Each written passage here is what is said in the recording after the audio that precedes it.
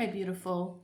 A common question when you guys get readings about love and relationship, a common question when you do relationship coaching.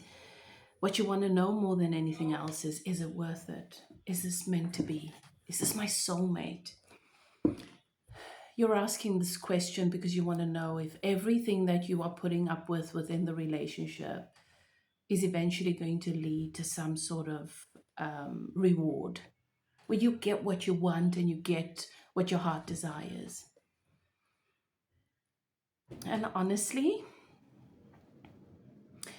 finding yourself in a relationship, a situation where, and this can be any kind of relationship, where you are questioning whether it's worth it, means that you are put in a position or you're finding yourself in a position where, in order to continue in the relationship, you will need to compromise in one way or another. And the relationship answers your question. You don't even need a reading for that. Because if it's worth it, you wouldn't be asking the question. It would just be worth it. The value that you get from the relationship versus the challenges. And all relationships are going to challenge you in one way or another. They're meant to. Soulmates come into our lives to help our souls to evolve, to help us to reach higher levels of consciousness in love, to give us the reflection that we need so that we can work through the things that keep us from loving ourselves more. Ultimately, we want that reflection to reflect to us our value and our beauty. And if you're finding yourself in a relationship or a situation where you're questioning your value, there's your answer. There is no such thing as meant to be. This universe is going to give you so many things, experiences, opportunities to meet yourself, to meet some of the belief systems you hold active that keep you stuck, stagnant. Maybe a belief around whether your worth, what love really is. So even if someone comes along and says, yes, this is the one, the person you're meant to be with, it might be the person you're meant to be with right now, because obviously they're in your experience for a reason. But the universe is never going to send you someone that you just have to put up with. We find ourselves spending years in these kinds of relationships where our self-worth is further devalued. We compromise more.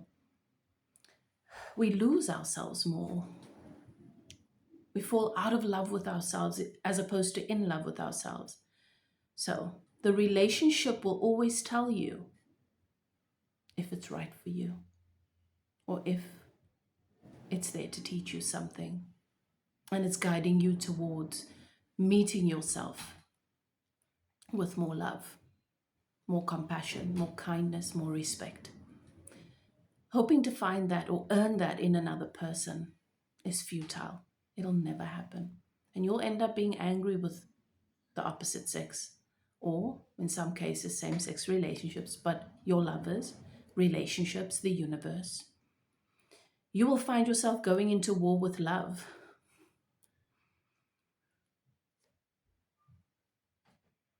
Because you've tried to force something to fit when the entire time it came into your experience for you to establish whether or not it fits. It's like going to a buffet. The universe gives you an entire buffet and there are so many options. And you get to taste all the different flavors and all the different types of food and desserts. And some of them you fall in love with and you love them for a period in your life. And then you get tired of them and you try something new in the buffet. Just because an entire buffet is set out before you does not mean you must eat all the food that is being served or offered. It means you get to choose what you like, what you prefer. Sometimes when we have a shortage consciousness, when we are afraid,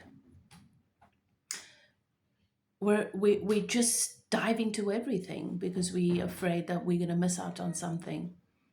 But once you've tasted a food and it made you sick and it didn't taste so nice, or your body had a reaction to it that let you know that there's an allergy, it's not a match to you, stick to the other things that you like. There is no one going to punish you because you're not filling yourself up with everything. Life is like that. Relationships are like that. You are never going to run out of lovers and partners to meet.